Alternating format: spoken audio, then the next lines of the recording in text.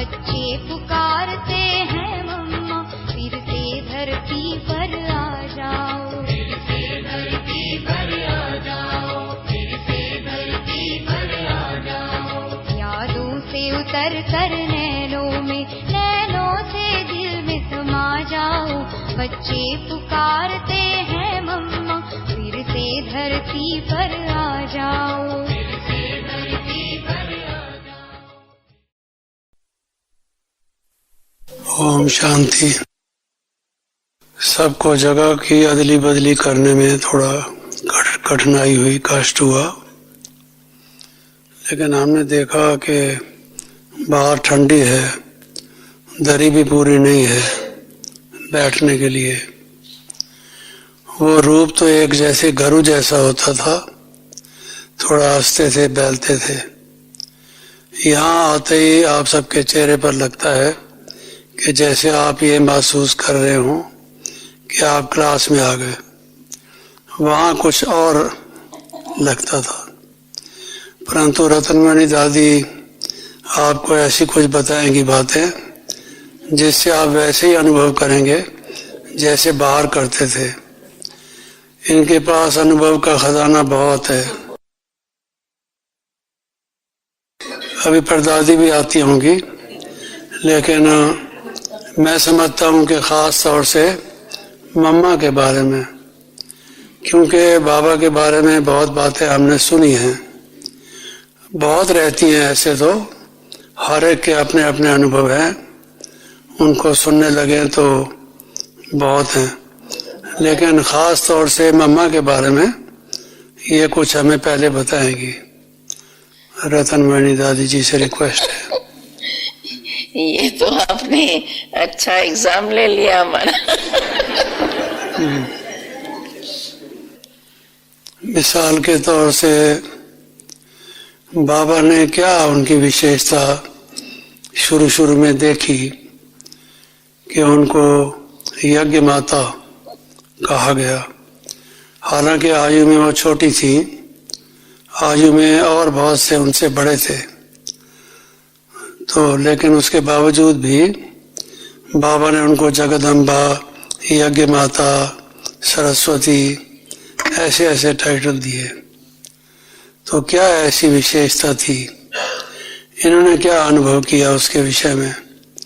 क्या कभी इनके मन में ये प्रश्न उठा कि बाबा ने इस कन्या को इतना क्यों आगे रखा, जबकि उससे ज्यादा अनुभवी और थे? तो सबसे पहले हम ये सुनना चाहेंगे। हमने तो मम्मा को बड़ा ही आके देखा। किस आयु में? छोटा तो हमने मम्मा को देखा ही नहीं। जगदीश भाई ने तो बहुत जीवन कहानी की बहुत बातें लिखी है, तो उसको वो सब याद है। खैर ये तो अनुभव की बात है। मम्मा का पहले आने से जो निश्चय रहा और एक धक से बाबा की बन गई, फैसला किया और उस पर कदम रख के चलती गई। जो बाबा ने कहा वो करती रही, तो निश्चय अटल और मम्मा की गंभीरता, मम्मा की धारणा, ये सब बातें मम्मा में होने के कारण मम्मा अपनी ही धारणाओं से आगे आई। बाकी तो ज्यादा स्पष्टीकरण हमारे जगदीश भाई के पास जास्ती है, काफी लिखा है, तो आप सबको उससे जास्ती मिलेगा। निर्मल शांता बयान होती तो आपको शुरू के भी अनुभव सुना सकती, लेकिन मम्मा के बारे में जितनी बातें हम सुनते हैं उनमें से जैसे एक बात विशेष इन्होंने हाईलाइट की कि निश्चय, बहुत जल्दी से दृढ़ निश्चय, अटूट निश्चय की भी क्वालिटीज हैं। कभी कभी मनुष्य का निश्चय हम कहते हैं, लेकिन सारे ज्ञान में से कोई एक आध बात में निश्चय नहीं होता है। शिव बाबा आ गए हैं, दुनिया बहुत खराब हो चुकी है, ये वो सारी बातों में निश्चय होगा, लेकिन ये विनाश हो जाएगा दुनिया का। शुरू शुरू में हम देखते थे ऐसी कुछ बातें, और जैसे कल्प की आयु 5000 वर्ष है, तो कई लोग कहते थे कि इन बातों में अभी तक हमारा निश्चय नहीं है। जब डिटेल में उनसे पूछते थे, आते रोज से क्लास में, मुरली सुनते थे, हम बाबा के बच्चे हैं ये कहते थे, लेकिन 100% निश्चय हो, संपूर्ण निश्चय जिसको कहा जाता है। एक तो संपूर्ण निश्चय, दूसरा दृढ़ निश्चय पूरी रूप से। मम्मा कभी उस अपने निश्चय से हिली नहीं, बहुत परिवर्तन हुए। इस ज्ञान में भी बाबा ने जैसे जैसे आगे सुनाते गए, बाबा काफ़ी रिफाइनमेंट आती गई, इम्प्रूवमेंट आती गई। कोई कह सकता है कि थोड़ा थोड़ा अंतर आता गया, क्योंकि पहले जब सब आए थे तो वो इतनी गहरी बातों को, महीन बातों को समझ नहीं सकते थे।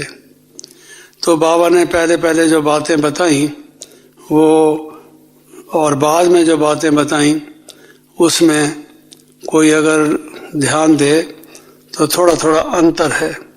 मिसाल के तौर से आत्मा अंगुष्ठ रूप है, पहले ये कहा जाता था आत्मा अंगुष्ठ रूप है, तो बाद में ये कहा गया वो ज्योति बिंदु है। अब अंगुष्ठ तो बड़ा होता है, ज्योति बिंदु तो छोटा होता है। तो कई उपनिषदों में भी इस बात का उल्लेख है कि आत्मा अंगुष्ठ रूप है। तो कई लोगों का एक्सप्लेनेशन ये है, हम लोगों को ये समझाते थे कि अंगुष्ठ रूप आत्मा के कई शरीर हैं। एक तो ये स्थूल शरीर है, फिर सूक्ष्म शरीर है जो मन बुद्धि संस्कार का लोग कहते हैं, संस्कारों का विशेष रूप से, और फिर एक जो है कारण शरीर होता है। कारण शरीर क्या होता है? जो जन्म जन्मांतर हमने कर्म किए हैं उसका सार रूप से जो एक शरीर बना होता है। कहते हैं व्यक्ति को कुछ भी होता है तो वो कारण शरीर से शुरू होता है, तो वो उसका आकार जो है अंगुष्ठ की रूप से है। तो इसलिए वो कहते हैं कि आत्मा अंगुष्ठाकार है। तो यहाँ भी पहले पहले यही कहा जाता था कि आत्मा अंगुष्ठाकार है। फिर यह समझाया गया कि बच्चे आत्मा तो बहुत सूक्ष्म है, अंगुष्ठ रूप कैसे हो सकती है?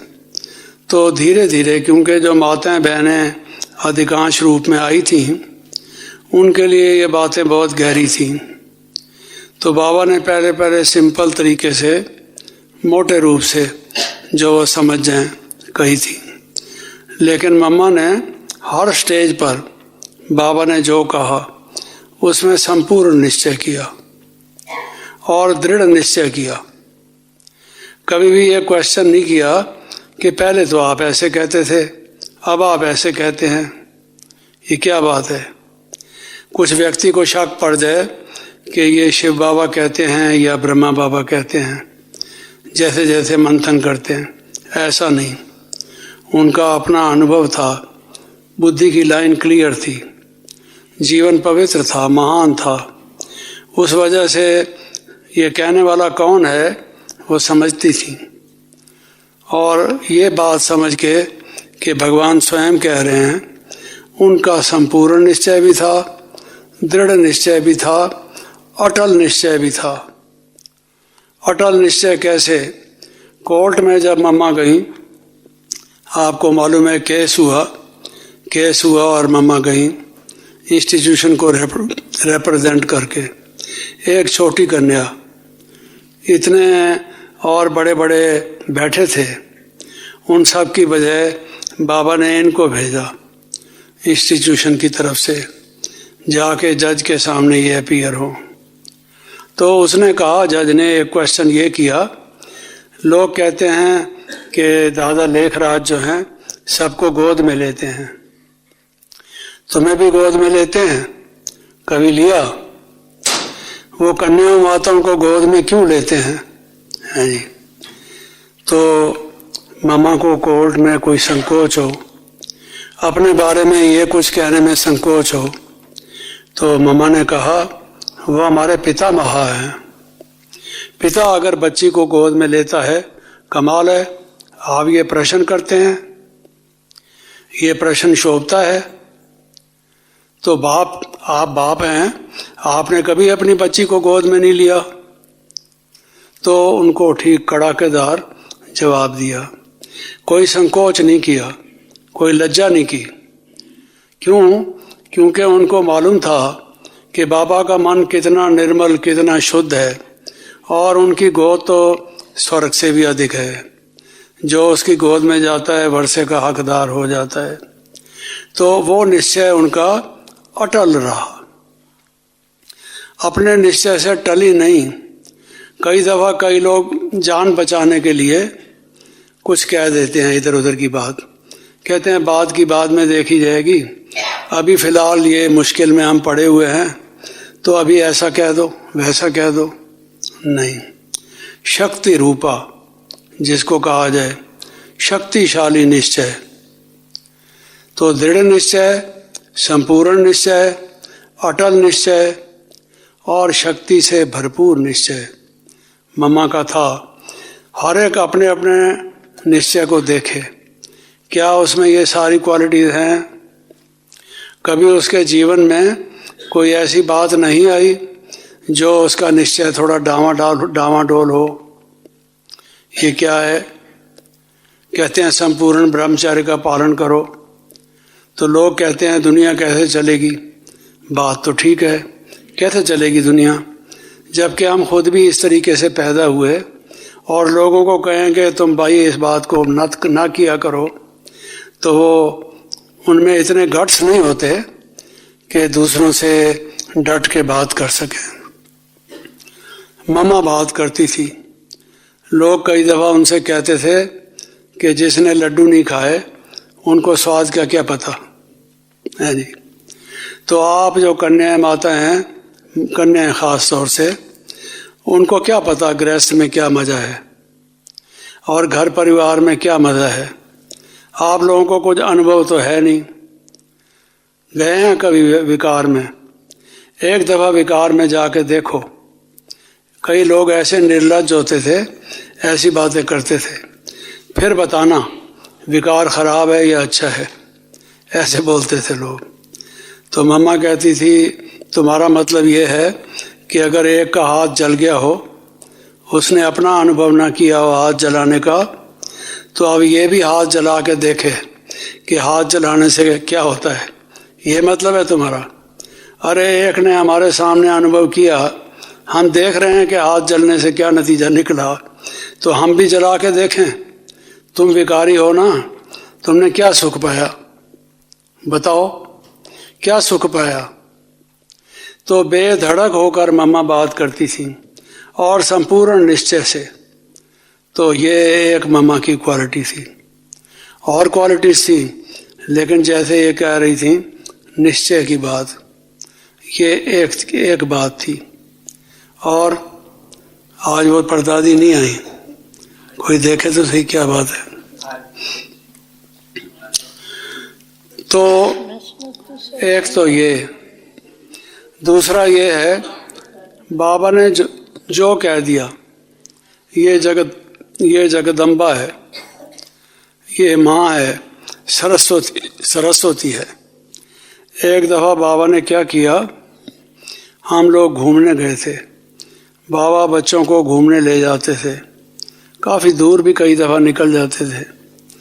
बहुत दूर हम निकल गए थे और वहाँ कुछ छोटी छोटी पतली पतली जो लकड़ियाँ होती हैं, आग जलाने से पहले जो लगाई जाती हैं ताकि आग सलगे, वो वाली, तो वो छोटी छोटी लकड़ियाँ बाबा ने कहा सब लोग इकट्ठे कर लो।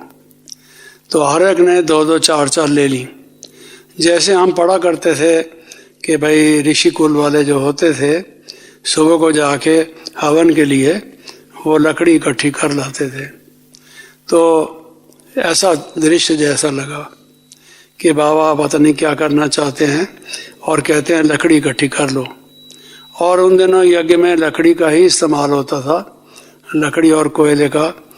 ये सोलार वगैरह वगैरह तो आप देख रहे हैं कि अभी आया है। तो इकट्ठा कर लिया और फिर बाबा ने रास्ते में मेरे से कहा, तुम्हें जगदम्बा की आरती आती है? मैंने कहा बाबा आती थी किसी ज़माने में। आपने कहा ये भक्ति मार्ग दुर्गति मार्ग है, तो मैंने भुला दिया, उसको निकाल दिया। कभी आप कहते हैं कि ये जो है भूसा है, भूसा, जो ये बातें हैं, तो मैं भूसे को बुद्धि में कैसे रखूं, क्योंकि आपसे रतन लेने थे। तो बाबा मैंने भुला दिया, थोड़ा सा 1-2 लाइन 4 लाइन मालूम होगी। तो बाबा ने कहा अच्छी बात है, आप सब लोग जाके मम्मा के आगे नतमस्तक होकर उनके चरणों में ये लकड़ी रख देना। जैसे गुरुकुल के ब्रह्मचारी आते हैं, लकड़ी इकट्ठी कर लाते हैं और आइए।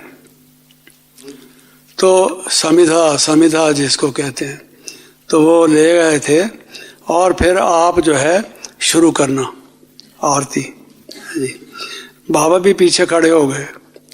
तो सारा बताया हुआ स्कीम उनका था, लेकिन वो खड़े पीछे ऐसे थे जैसे वो भी दर्शक है।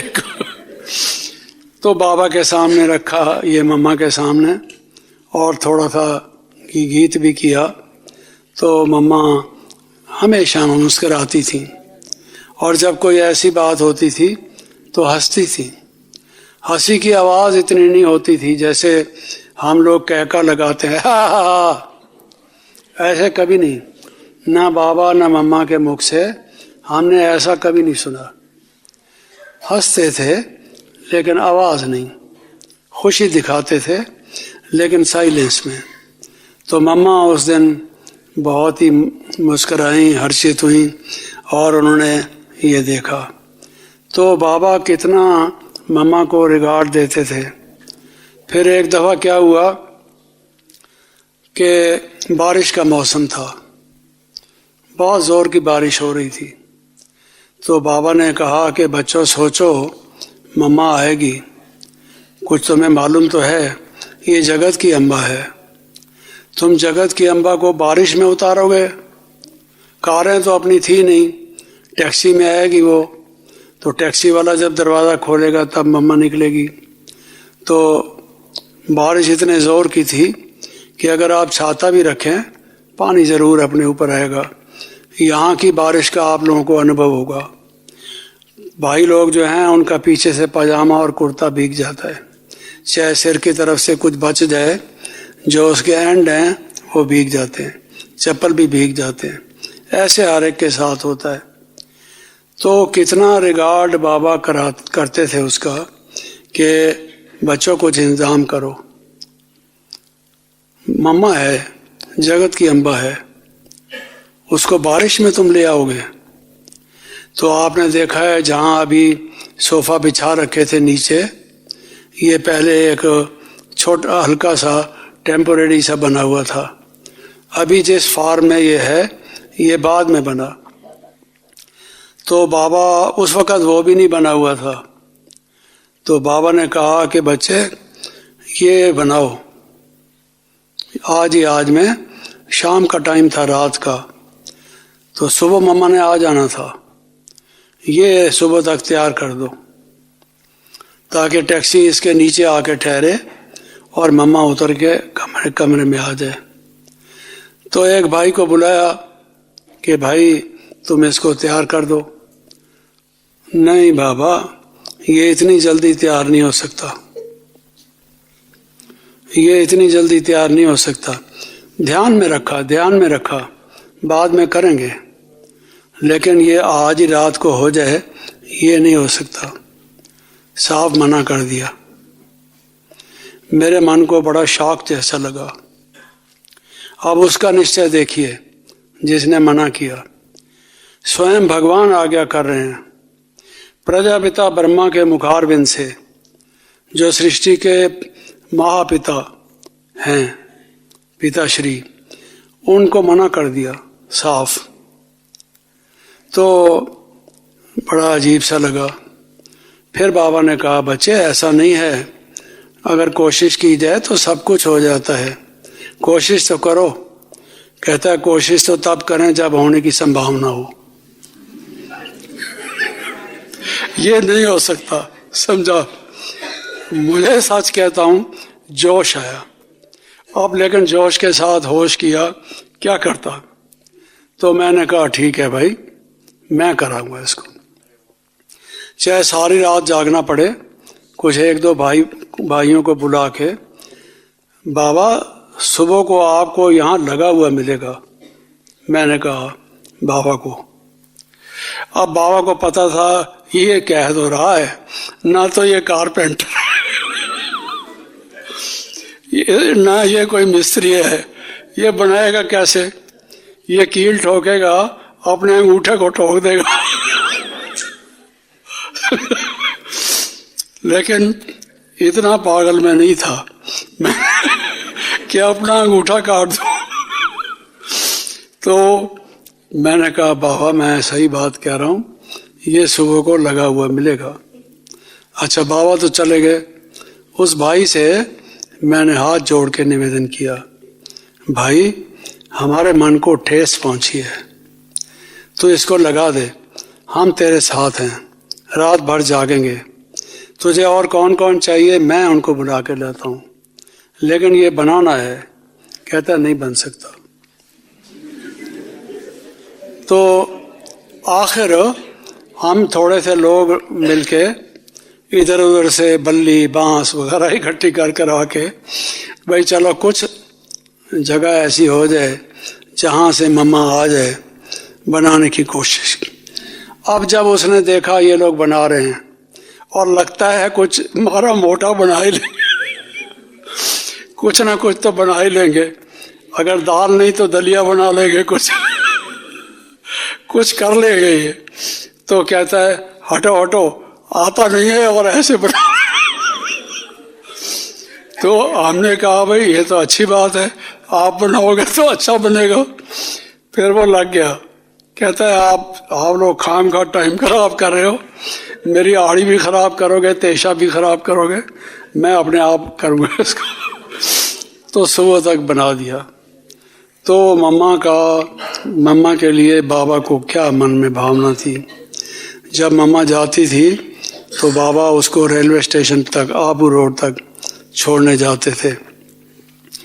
बाबा शिक्षा देते हैं और सिखाने के लिए कि अपने से बड़ों का रिगार्ड कैसे करो, किसका स्थान यज्ञ में क्या है, उसके प्रति आपके उद्गार, उसकी आपकी भावनाएं, आपका बोलना चालना, उसके प्रति क्या आपका व्यवहार होना चाहिए। ये एक मिसाल दी मैंने जिसमें बाबा हमेशा सिखाते थे। लेकिन प्रसंग ये था कि मम्मा को बाबा ने क्यों आगे रखा, क्यों चुना। तो मैंने कहा एक बात तो निश्चय की थी, दूसरा ये था कि पवित्रता नाम सिर्फ ब्रह्मचर्य का नहीं है।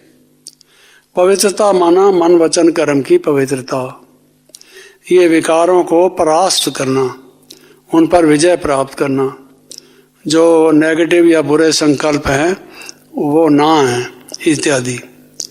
अरे मम्मा का मन इतना निर्मल था, इतना शुद्ध था कि जो कोई उनके सामने गया वो नतमस्तक हो गया। माँ माँ उसके मुख से निकला, चाहे वो 70 साल का हो, चाहे 80 साल का हो, चाहे वो 20 वर्ष का हो। तो देखकर किसी ने बताया नहीं उसको, वैसे बताया होगा कि ये यज्ञ माता हैं, तो यज्ञ माता वगैरह नहीं, माँ माँ, ये उनकी भावना थी। कई देवी के पुजारी आते थे कई शहरों से, बड़े प्रसिद्ध लेखक थे समाचार पत्रों के, उनकी पुस्तकें बहुत चलती थी, प्रचलित थी।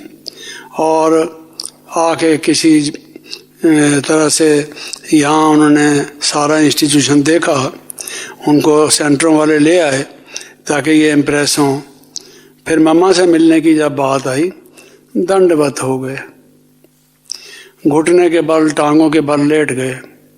माँ माँ, जैसे बच्चा चिल्लाता है, आंखों से आंसू आ रहे हैं। क्या बात थी, क्या जादू था जो लोग कहते हैं कि भाई इस संस्था में जादू है? ये हमने अपनी आंखों से देखा कि मम्मा का कितना प्रभाव था, उनके व्यक्तित्व का कितना प्रभाव था, उनकी जो वाइब्रेशंस थी उसके बारे में लोगों पर कितना प्रभाव पड़ता था। आखिर लोग बिल्कुल बेकार, ऐसा तो नहीं कि कुछ भी नहीं समझते, ये तो समझते हैं कि ये व्यक्ति अच्छा है या खराब है।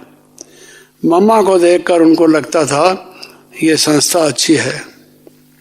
जैसे बाबा कहते थे आप शो केस के हैं बच्चे, बाबा के शो केस के, वो मम्मा एक सैंपल थी, वो रिप्रेजेंट करती थी।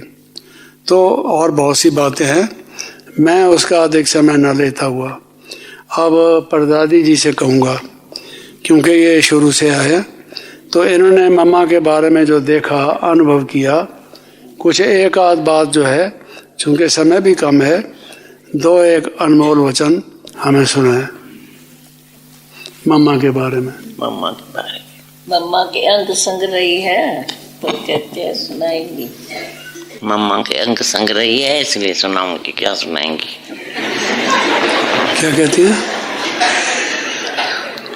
ये तो सबको मालूम है, तो मम्मा थी कुमारी, कुमारी, लेकिन हम उसको मम्मा कहा तो सब मम्मा मम्मा कहने लगे, माँ बन गई ना, है ना, बराबर। मम्मा मीन्स माँ। तो वैसे ही मम्मा का प्रकृति स्वभाव कहे, बहुत गंभीर शांत स्वरूप, और हंसती है तो भी मुस्कुराएंगे, जैसे हम लोग हैं करते वैसे कभी नहीं मम्मा करती थी, हमेशा शांत से मुस्कुराएंगी, और हर कार्य जो करती थी एकदम नियम से। क्या क्या? नियम से, गंभीरता से। थी तो कुमारी, क्या हुआ?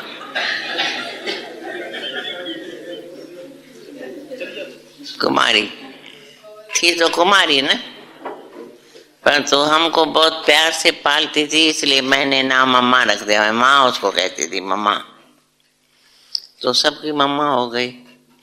गंभीर शांत स्वरूप, सदा हर्षित मुख। कभी मम्मा का चेहरा कभी कुछ भी हो जाता था, पाकिस्तान हिंदुस्तान कुछ भी हो, लेकिन मम्मा के चेहरे से कभी मालूम नहीं पड़ता था तो उसको कोई चिंता है या फिक्र है, एकदम एक रस स्थिति। बड़ी प्यार से शिक्षाएं देती थी, प्यार से शिक्षा देती थी और प्यार से चलती चलाती थी। अच्छा, सबसे अच्छी बात वंडरफुल सुनाओ। हम लोग चलते हैं ना जैसे पटर पटर करके, चप्पल का आवाज करके चलते हैं ना, टकर टकर करके। तो मेरे को अनुभव है, कभी कभी हम लोग उसी टाइम जूता वगैरह पहनते थे तो थोड़ा आवाज होता था। मामा कहती थी आस्ते चलो, आस्ते चलो, आवाज नहीं करो, आस्ते चलो। तो हम जानबूझ के कभी कभी धीरे धीरे चलने लगते। कहती मैं ऐसे तो ही कहती हूँ धीरे धीरे चलो, चलो ठीक, पर तो फटर फटर करके आवाज नहीं होनी चाहिए। टोटल मम्मा की प्रकृति बहुत स्वीट, गंभीर। कुछ भी इधर उधर कुछ नुकसान वगैरह, कोई मरे जिए, तो मम्मा हमेशा हम लोगों को कहती थी तो हमेशा चेहरा एक रस रखो।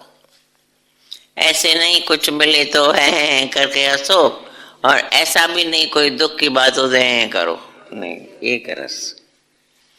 न रोना है, और मम्मा को जैसे हम लोग कभी कभी हंसते हैं ना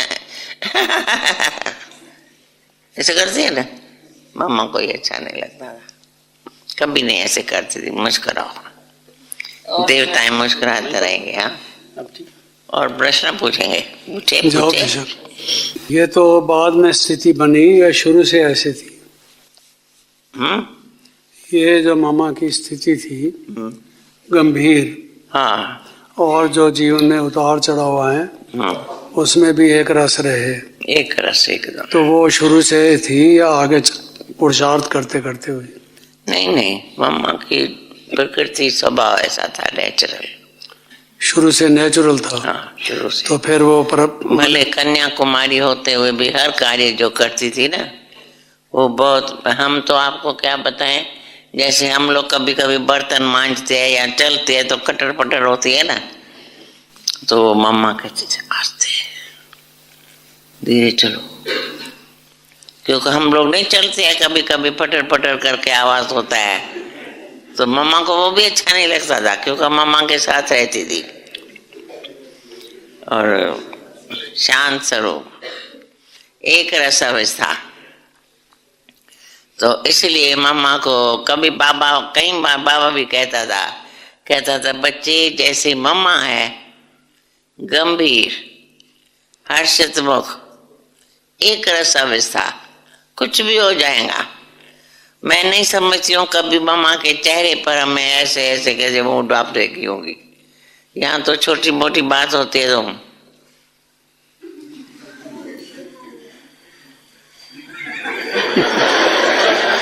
होता है। लेकिन प्रदादी जी से निवेदन है कि प्राप्ति तो पुरुषार्थ से होती है, तो ये दैवी गुण उनमें बिना पुरुषार्थ के कैसे हो गए? पुरुषार्थ, बिना पुरुषार्थ के नहीं, लेकिन हाँ बिना पुरुषार्थ तो हर बात का करना पड़ता है ना। लेकिन जैसे ना किसी का स्वभाव ऐसा होता है और किसी का ऐसा होता है, कुछ खुशी की बात होंगी तो हंसेंगे, और कोई दुख की बात होंगी तो ये करेंगे, मूड खराब करेंगे। दिखाने का पुरुषार्थ नहीं, अंदर से नेचुरल, मम्मा की नेचुरल प्रकृति ऐसी थी जो कभी भी हम लोगों ने ऐसे नहीं देखा तो मम्मा की आज मूड खराब है, मुख से निकलेगा ही नहीं, कुछ भी हो जाता था। कभी समझो हम लोग कोई गलती भी करेंगे तभी गुस्सा करे, डांटे नहीं, ये ठीक किया, अच्छा किया, नहीं, आगे के लिए ध्यान रखो। समझो कोई गलती किया तो ऐसे नहीं कहेंगे तुमने ये क्यों किया, ऐसे किया, गुस्सा करे या डांटे या ऐसा, एकदम नहीं, पूछेंगे ये अच्छा किया, ठीक हुआ, नहीं, आगे के लिए ध्यान रखो। बस गलती की करेक्शन ये होती थी। टोटल मम्मा की प्रकृति जैसे समझो देवता, बाबा कहता ही था तुम्हारी मम्मा देवता स्वरूप है, हर्षित मुख अवेश। कभी समझो हम लोग के कोई गलती बलती करते थे कुछ नीचे ऊपर तो ऐसा ऐसा चिकलो, कभी नहीं, गुस्सा नहीं करती थी। हाँ ये तो कह रही हैं कि मम्मा में ये गुण नेचुरल थे, लेकिन मैं ऐसा मानता हूँ कि अगर नेचुरल थे, अपने में जीवन में गुण नेचुरल हों, इसके लिए तो और ज़्यादा पुरुषार्थ करना पड़ता है, क्योंकि नेचुरल बनाने के लिए बहुत मेहनत की ज़रूरत है। लेकिन ये कहती हैं कि नहीं, नेचुरल थे। तो मैं इस बात को इस तरह से हल करता हूँ, समझता हूँ कि बाबा की जो शिक्षा मिलती थी, मम्मा फौरन उसको अपने जीवन में ले आती थी, उनको दोबारा कहने की ज़रूरत नहीं थी। वो ये नहीं कहती थी कि मैं पुरुषार्थी हूँ, आखिर गलती तो होती है ना जब पुरुषार्थ करता है, उसकी जस्टिफिकेशन नहीं देती थी, बल्कि उसको अपने जीवन में धारण कर लेती थी, इसलिए बड़ी जल्दी से वो नेचुरल हो जाती थी। बाकी पुरुषार्थ करना पड़ता था, क्योंकि बिना पुरुषार्थ के प्रलब्ध कैसे मिलेगी। और फिर बाबा का क्या पार्ट रहा, अगर किसी में पहले से ही दैवी गुण हो, तो शिक्षादाता तो बाबा थे, बाबा ये गुण सिखाते थे बहुत सरल रीत से, और मम्मा सब स्टूडेंट्स में से ऐसी थी जो जल्दी से उसको लेके अपना जीवन का अंग बना लेती थी। और कई लोग ऐसे होते हैं, बार बार बार बार कहना पड़ता है, कई कई वर्ष एक संस्कार को बदलने में लगा देते हैं। बुरी आदत कोई हो उसको छोड़ते ही नहीं। तो मम्मा का ऐसा तरीका नहीं था, जो बाबा ने कहा उसको जीवन में पालन किया। अभी समय भी हुआ है, आप सबको जाना भी होगा, तो अभी हम यहीं समाप्त करते हैं। कल पर दादी जी इस विषय में और रतनमणि दादी भी कुछ और बताएंगी। ओम शांति।